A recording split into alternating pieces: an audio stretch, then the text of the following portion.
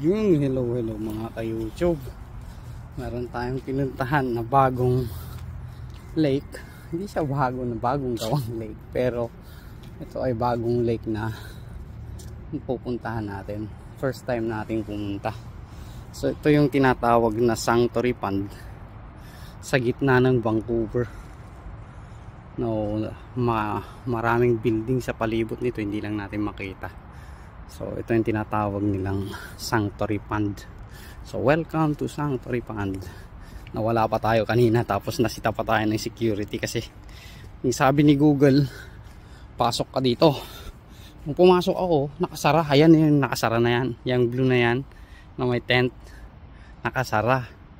Ayun yung tinuturo ni Google na daan. Kaya yung sinundan ko maya maya may security na. Nagulat ako. Ito yung Sanctuary Pond naman. So nasa gitna siya ng kuan. Ayun, may nagkakondon, yun yata yung fishing dock. So yan, pupunta natin yan. Ikot tayo. So ito, inuulit ko, nasa gitna siya ng pangalan to, ng Vancouver. Sa may Hastings banda.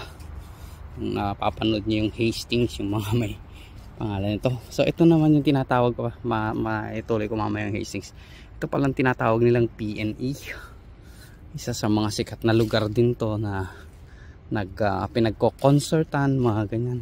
Parang event area, tapos ano to, yung parang tawag nito parang karnabal. Yung paki-comment na lang dyan. Alam niyo, mga may roller coaster, may mga ferry, may mga Ferris wheel, mga ganon-ganon. Yan dyan, no? PNE. Ito yung tinatawag nilang PNE. Yung ibig sabihin ng PNE, hindi ko po alam. So, for those who are watching from Vancouver, who knows the PNE, I did not Google it. So, kindly comment it there. So, yan. Natuloy ako yung sa Hastings, marami siyang video tungkol sa mga homeless. Nakita ko in person. Siguro bigyan ko ng video mamaya-maya lang. Ikutin na muna natin itong Sanctuary Pond na to. Actually, matagal na ito na gusto kong puntahan. Mag-fishing din sana. Kaso nga lang, mga warning sa akin, delikado doon. Maraming ganito ganyan doon, sabi nila. Mga ganito ganyan, yung alam niyo na yung mga addict, sabihin na natin. Yung mga laging high. Ang ganda, no? Ayan yung puno. Kung na pala tayo in the late fall na or mid-fall tayo. Mid-fall season. So yan siya. Ganda nito, itong maple. Pear pala yan, pear tree. Ganda ng dahon niya, no? Yan, so ikot tayo. Wala naman nang ikutan doon. Ayun, may 2 bridge, sabi niya yung security kanina. Balik tayo doon. Anyway, dala ko yung pang fishing ko. Pero ang sabi nung, ganda, no? Saglit lang, balikan natin yung view na yun. Yan. Ganda, oh. Mga shades ng color ng leaves pag fall. Last year kasi hindi ganito ka intensify yung ganito yung intensity ng change ng colors ng leaves. Pero ngayon ganda, oh. Yan. So yan. Yan. Lakad ulit tayo. It is 11:46. Kwan tayo. October 20 something. Lagi ko na lang nakakaligtan, kunin yung date muna bago mag-record. Ano ba yan? So maliit lang siya na pond para. Kala kong luwag-luwag sa mga videos na napapanood ko, parang ang laki-laki na. Ang ganda-ganda. Tapos nung nasa Wrights Lake kasi tayo nung nakaraan, may nakausap akong taga rito sa malapit dito sa Sanctuary Pond. Sabi niya, I heard that they have released also at Sanctuary Pond. Sabi niya, sabi pa niya is that is very close to our place, sabi niya. So ito yung yung lower pond yata, may upper pond, may lower pond sila. So hindi ko alam. Yan. Sabi niya, close to our place, sabi niya. I'll try fishing there, sabi niya. Kaya ako naman, pagkagising ko ng umaga, late na akong nagising dahil may ginawa pa ako kagabi. Nag-grind ako ng tiles. Nakita ni Mildred yun na nag-grind ako ng tiles. Nagbutas ako ng tile para dun sa bahay nila. So here they are, yung mga kasama nating fisher folks. So manunood muna tayo, and then probably mangisda tayo. Kaso nakakatakot kasi nawarningan na ako ng CQ na gusto niya is yung may hard copy mag hard copy ka kung salmon ang titirahin mo. Nakita nyo yan, yung pato na lumipad galing dito. Yan, nag-cross tayo pala ng bridge. Ano ba yan? Yan yung mga puno. Change of color, change of season. Ayan. Panood nyo yung movie na yan, yung kay Tinkerbell. Aray ko, nadulas tayo. Natapilok pala, hindi nadulas. Ang ganda ng colors ng mga yan ay isang klase ng maple pero nagdra-dry up na. Okay, so yan, lakad ulit tayo. Puntahan natin yung mga nangingisda, tingnan natin kung may nakukuha sila. So next time siguro tingnan ko makapag-print tayo ng copy ng license natin kasi nasa cellphone eh. Yan. Ito yung pwede mag-fishing pala. Ito yung fishing dock. Fishing in the city kanya. Kasi nasa sentro tayo ng city. Pero pag nasa loob ka parang gubat, pero ayan mga buildings, mga establishments ng mga businesses kapalibot dito. Kaya yung mga naghuhuli dito kung minsan na catch and release lang, natatakot silang kainin dahil alam nyo na syempre syudad. So ayan yung mga kasama natin. Manood muna tayo. Nagsaset up pa lang iba kasama natin, siguro kararating din. Hindi ko nang gumagamit ng bobber.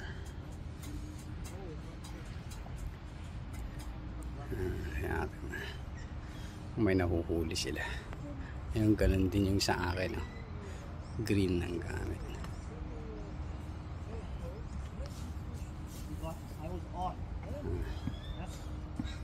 Spinner naman yung gamit ng naka-blue mga bata. So manood muna tayo. Inulit ko lang sa bagong tune-in. Nasa Sangtaripan tayo ng Vancouver. Nasa Lillooet Road siya. Ano yung panda natin? Pender Street at Lillooet.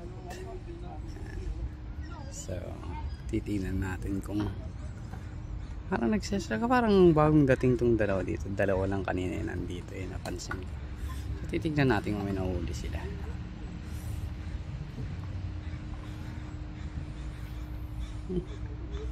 Doon siya nagkakast lower. Ayun, tingnan natin. Manood lang muna tayo. So ayan sila. Tabitan natin ng konti. Hihinaan ko rin yung boses ko para ang alam nila is tumatawag lang ako kung may kausap ako sa phone.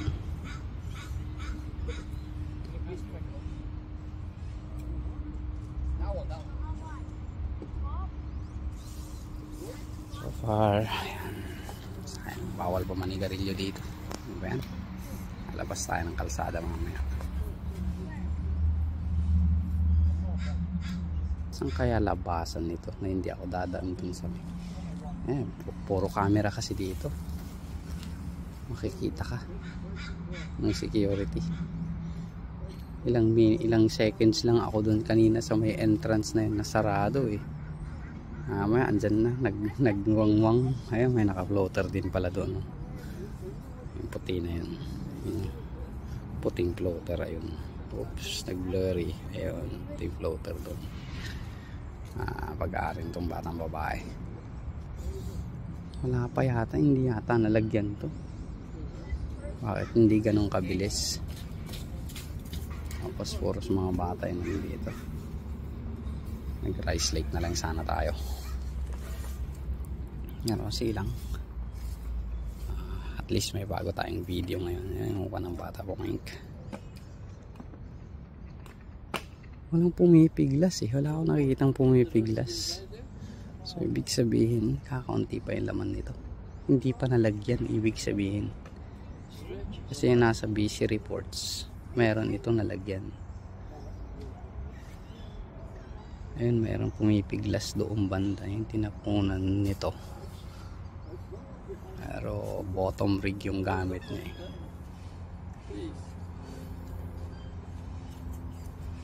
So kumbaga may isa lang na may edad ng nagpipishing dito. Yun nandun sa dulo na yun.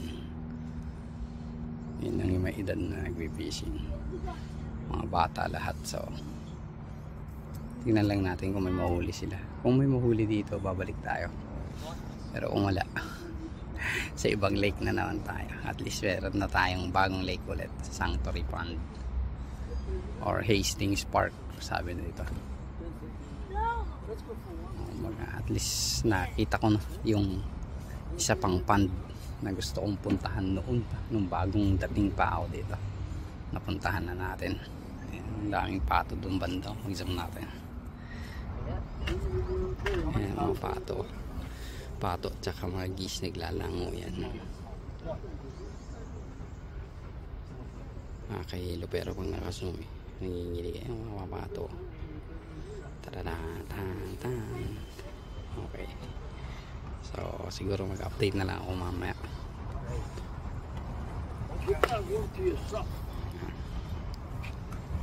Balik ako mamaya. Ayun, sa ating conclusion, pagtapos, hindi ko na na-video yung nagpi-fishing kasi wala tayong pagpwesto ng camera. Anyway, mga kasama ko nandun pa rin sila. Ayun sila. Si Noah yung isa, pero yung kararating lang na dalawa hindi. So, nag-spend tayo ng mga 2 hours dito sa Sanctuary Pond.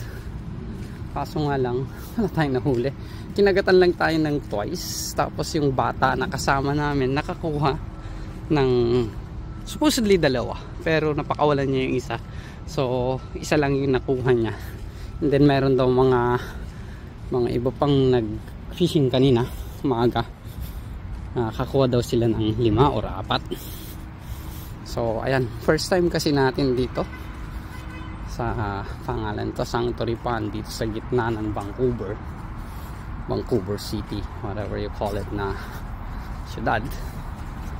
So ito yung ng Hastings Streets din yan. So yun yung tinatawag din nilang P&E. Sa loob ng P&E ito, P&E Park. So yun yung ang nako natin. Check out lang natin tong area na to. May nakita kami kanina na pumunta dito na sabi kasi is some people are fishing in there, sabi nila. Pero dito bawal dito eh. Ang sabi nila is doon lang sa may part na yon. So meron nagpifish dito. O nag-i-imagine lang. Pasalan lang natin. Daming pato. Hello. Daming pato. Mallard duck. Okay din pala dito sa area na to, kaso hindi na-allow yung mag-fish. So gagawin natin is uwi na tayo. Diretso trabaho to kasi late na. Sayang. At least meron tayong na-discovering or napuntahan. Hindi naman na-discover. Squirrel oh. Squirrel. Ayun, 2 sila. Magkasawa tong partner. Kapitan natin. Makyat eh. Squirrel. Ang bilis ng squirrel. Ayaw maniwala sa akin kahit tawagin ko. Kaya na natin. Mushrooms. So ayan yung mga naganap ngayong araw na to sa ating pangalan to, pag-vlog ng Sanctuary Pond. Ayan, at least meron na tayong may bago ulit akong i-upload ko sana yung pagbalik ko ng Rice Lake nung nakaraan. Kaso parang bitin yun. Walang closing na video. Galing o Blue Jay oh. Dalawa sila oh. Kikita niyo yung Blue Jay? Ayun. Blue Jay oh. Ang tinatawag na Blue Jay. Lapitan. Oh, wala na. Lumayo na. Ayun yung Blue Jay oh. Yan siya oh. Close natin. Yan ang tinatawag na Blue Jay. Mag-asawa yan eh. Kasi may asawa niya. Wala yung asawa niya. Ayan, lumipad na. Yung po Blue Jay. Okay ah. Marami tayong namimit. Squirrel, Blue Jay. Saan kaya yung sasakyan dito? Ano yung sinabi ko sa inyo kanina? Actually, nasa gitna ng syudad dito. So, ito isa I think Hastings Road or Hastings Avenue. Yung kalsada na yan. Yan. So, palabas na tayo ng PNA. Doon tayo pumasok kanina sa kabila. Doon pa ganun tayo doon. Ngayon naman dito tayo sa kabila dumaan.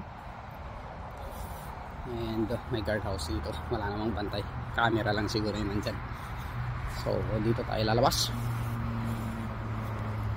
Hahanapin natin ngayon yung station na pabalik ng downtown. Tapos babalik ng bahay. Tapos magpapalit, kakain, tapos magtrabaho ulit. Ganun ang buhay dito sa Canada. Trabaho, bahay, kung may break ka, pasyal. Tapos ganun, cycle lang.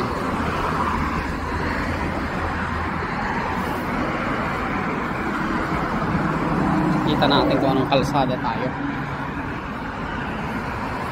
Siguro babalikan ko rin tong pan na to. Siguro lang. Kasi siya yung pinakamalapit eh. 1 hour away from sa amin, yung Sanctuary Pond. Cedar Lake naman is 1 hour 30 minutes din. Si Suri naman, si Green Timbers 1 hour 30 minutes din. Si Rice Lake is 2 hours. Kaya kanina, since may pond dito, private yata ito ah. Nagte-take ng pictures. Ano kaya ito? May nasilip ako doon. May pond sa loob. Pero parang private. Kasi may hedges. Yan. Hindi ko alam kung kasama pa sa park yan.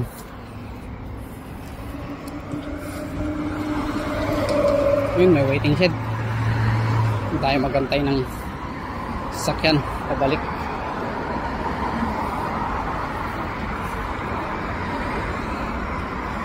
Hindi ko alam kung Hastings Street itong lugar natin. Hastings Street yata ito.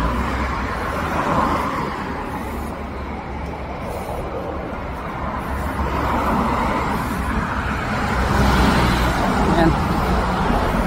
So hanggang sa may waiting shed lang siguro tayo. Tignan natin kung ano makikita doon.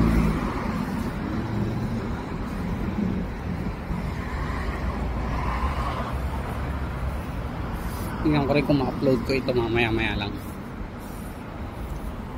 So kung na-upload ko ito mamaya-maya lang, yun na rin yung date. Hindi ko pa rin tinignan. Bising nagpipishing. Saan to? Number 14 UBC. Saan tayo bababa? Hindi ko alam kung saan tayo bababa.